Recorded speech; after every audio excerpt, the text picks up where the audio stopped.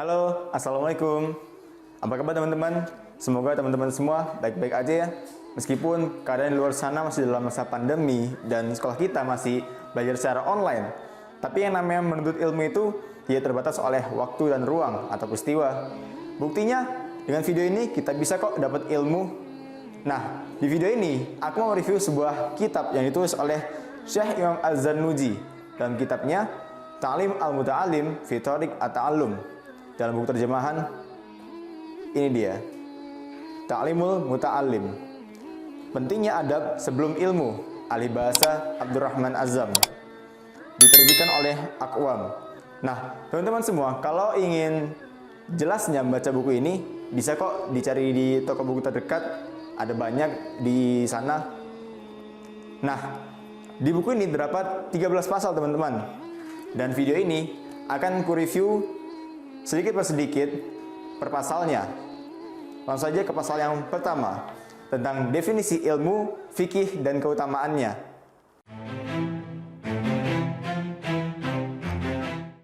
Apa sih ilmu itu? Mengapa kita harus mengerti tentang ilmu? Nah, teman-teman harus sadar bahwa ilmu itu adalah sifat yang istimewa. Tentu, semua orang sudah tahu keutamaan ilmu, karena ilmu adalah keistimewaan manusia. Sebab semua sifat selain ilmu sama-sama dimiliki oleh manusia dan semua hewan, seperti baik, kuat, nekat, dermawan, dan lainnya kecuali ilmu. Tapi dalam Islam, ilmu itu berbeda teman-teman. Ilmu itu lebih dari itu. Ilmu itu adalah hiasan yang menunjukkan kepada kemuliaan. Kenapa menunjukkan kepada kemuliaan? Gini, sabda Rasulullah SAW, "Thalabul ilmi faridatun ala kulli muslimin wa muslimah." Menuntut ilmu itu adalah kewajiban bagi seorang muslim dan muslimah. Kita itu sebenarnya tidak perlu mempelajari sampai semua ilmu, tapi kita wajib untuk mempelajari ilmu yang dibutuhkan saat itu. Seorang muslim harus menjalankan kewajibannya, karena kita harus menegakkan sholat, maka wajib bagi kita untuk mempelajari ilmu tentang sholat. Karena sesuatu menjadi wasilah untuk menegakkan yang fardu, maka hukumnya pun menjadi fardu. Begitupun ilmu menjadi mulia, karena ia menjadi wasilah menuju ketaatan dan kebaikan. Tapi sebelum itu nih teman-teman, sebelum teman-teman mempelajari ilmu lebih lanjut, tentunya semua itu harus diawali dengan niat, seperti yang ditulis di pasal kedua tentang niat ketika belajar.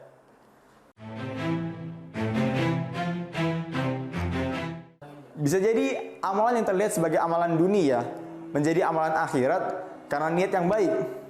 Dan bisa jadi amalan yang terlihat sebagai amalan akhirat malah menjadi amalan dunia karena niat yang buruk. Sabda Nabi SAW, "Innamal a'malu binniyat." Semuanya tergantung pada niatnya. Di pasal ketiga berjudul memilih ilmu, guru, dan kesabaran dalam belajar.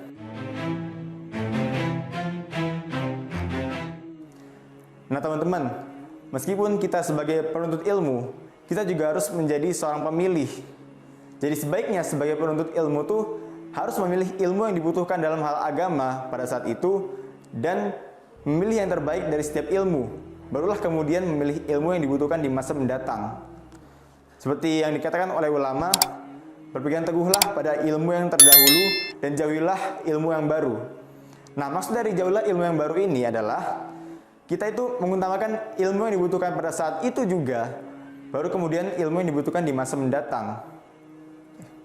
Adapun sebagai penuntut ilmu, disarankan untuk memilih guru yang utama, yang paling berilmu, kedua paling wara atau paling soleh, dan yang paling tua. Seperti Abu Hanifah rahimahullah dalam memilih Imam Ahmad bin Sulaiman setelah merenungkannya. Ia berkata, "Aku mendapatinya Ahmad paling tua, paling berilmu, berwibawa, dan paling sabar." Penting lainnya sebagai penuntut ilmu itu adalah takzim terhadap ilmu dan ahli ilmu, tertulis di pasal keempat.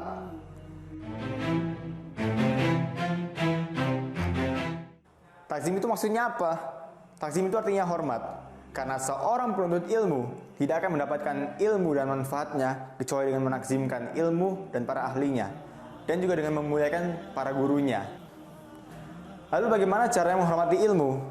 Di antaranya dengan menghormati gurumu. Guru itu alim, yang berarti berilmu. Dan cara menghormati seorang alim salah satunya, tidak berjalan di depannya, tidak menduduki tempat duduknya, tidak memulai pembicaraan di hadapannya, kecuali atas izinnya, dan lain-lain. Intinya adalah, seorang penuntut ilmu itu harus mencari ridho gurunya, menjauhi kemurkaannya, dan melaksanakan perintahnya, selama bukan maksiat. Karena tidak ada bentuk ketaatan kepada makhluk dalam rangka bermaksiat kepada Sang Pencipta. Sabda Nabi SAW, "Inna asyaran nasi man yudhibu dinahu lidunya ghairi wa bimaksiatil khaliq." Sesungguhnya, seburuk-buruknya manusia adalah yang membuang agamanya demi mengincar dunia orang lain dan dengan bermaksiat kepada Sang Pencipta, yaitu Allah Subhanahu wa taala. Ada ulama yang mengatakan, siapa yang mencari sesuatu dengan sungguh-sungguh, pastilah ia akan mendapatkannya. Siapa yang mengetuk pintu berulang kali, pasti ia akan memasukinya.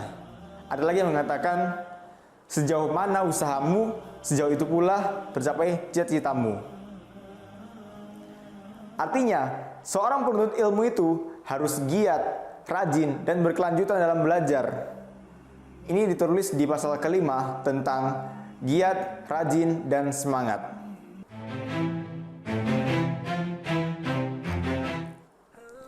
Sebagai penuntut ilmu, ada satu penyakit yang paling sering kita rasakan, yaitu penyakit malas.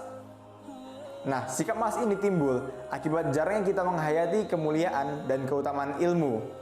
Karena itu, seorang muta'alim atau pelajar haruslah semangat, giat, dan rajin untuk menghayati ilmu.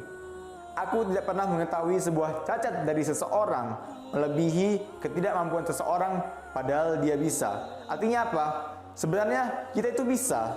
Kita bisa meraih apa yang kita cita-citakan, asalkan kita bersungguh-sungguh berusaha untuk mencapainya. Di pasal ke-6, memulai belajar, ukuran dan urutannya.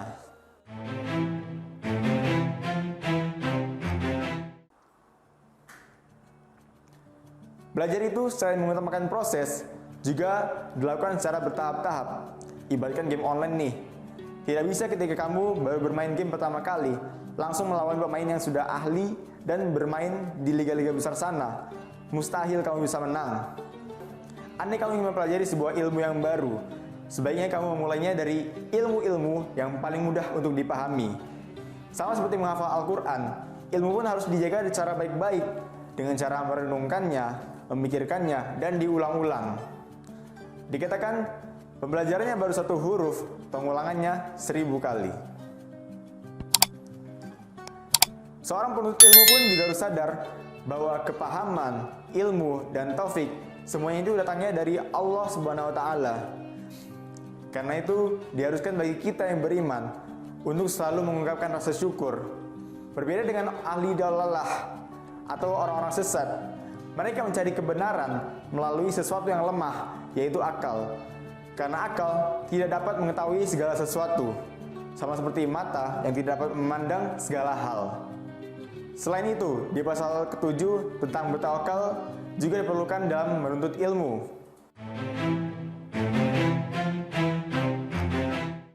Mencari ilmu itu dikarenakan Allah Subhanahu wa taala. Tidak perlu kita memikirkan tentang urusan rezeki, menyibukkan hati dengan urusan dunia. Harusnya kita itu menyibukkan diri dengan amal-amal kebaikan supaya tidak sibuk menuruti hawa nafsunya. Orang yang berakal tidak perlu berpikir tentang urusan dunia karena kekhawatiran dan kesedihan tidak dapat menolak musibah. Bahkan malah membahayakan hati, akal, badan, dan amal-amal kebaikan. Lebih baik memikirkan urusan akhirat karena lebih bermanfaat. Berapapun usianya, selama kita belum gila atau tidak mati, maka tambahlah ilmu.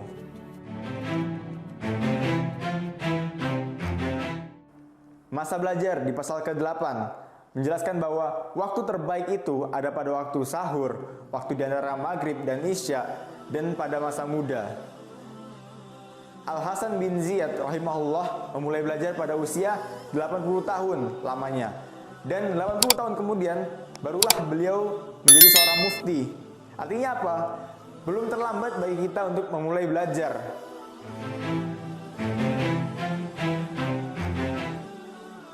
Orang yang berilmu itu haruslah memiliki rasa kasih sayang, suka memberi nasihat, dan tidak mendengki, karena dapat membahayakan orang lain, diri sendiri, dan sama sekali tidak bermanfaat.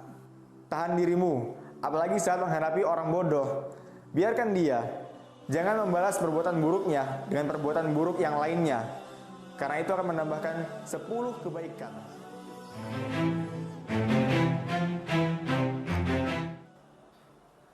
Di pasal ke-10 tentang mengambil pelajaran dan adab dalam mengambil faedah ilmu.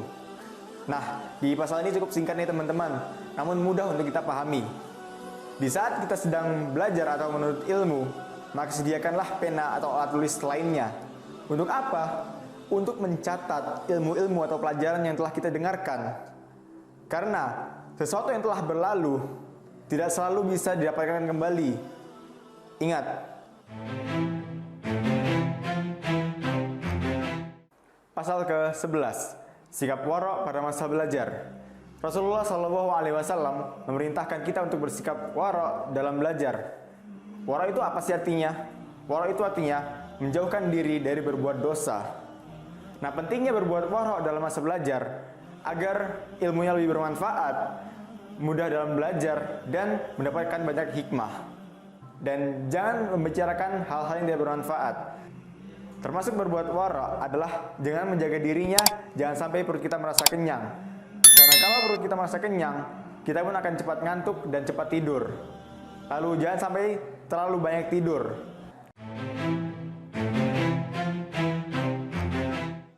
Di pasal ke-12, mengenai hal-hal yang memudahkan hafalan dan yang menyebabkan lupa. Nah, di sini dijelaskan kalau faktor terkuat dalam mempermudah hafalan adalah dengan ketekunan, kesungguhan, dan mengurangi makan juga sholat malam.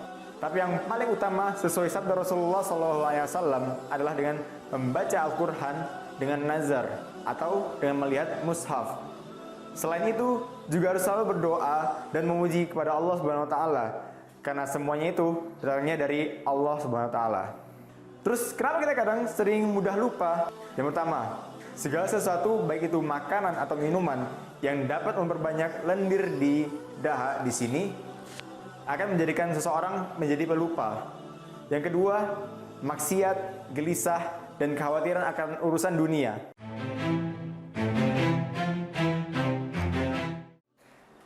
Di pasal terakhir, pasal ke-13, hal-hal yang mendatangkan dan memperjauhkan, yang memperpanjang dan mengurangi usia.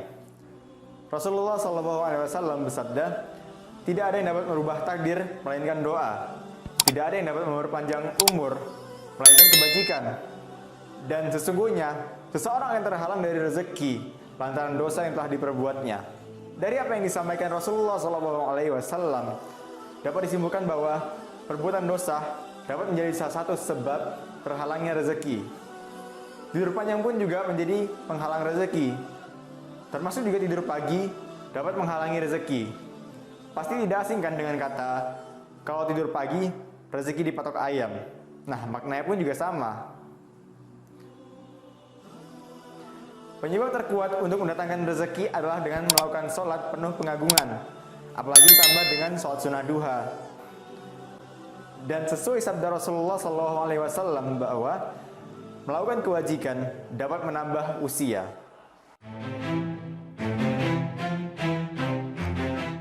Semoga ilmu yang kusampaikan tadi dapat bermanfaat bagi kalian dalam kehidupan sehari-hari. Sampai jumpa di pertemuan selanjutnya. Namaku Muhammad Aditya Akbar. Assalamualaikum warahmatullahi wabarakatuh.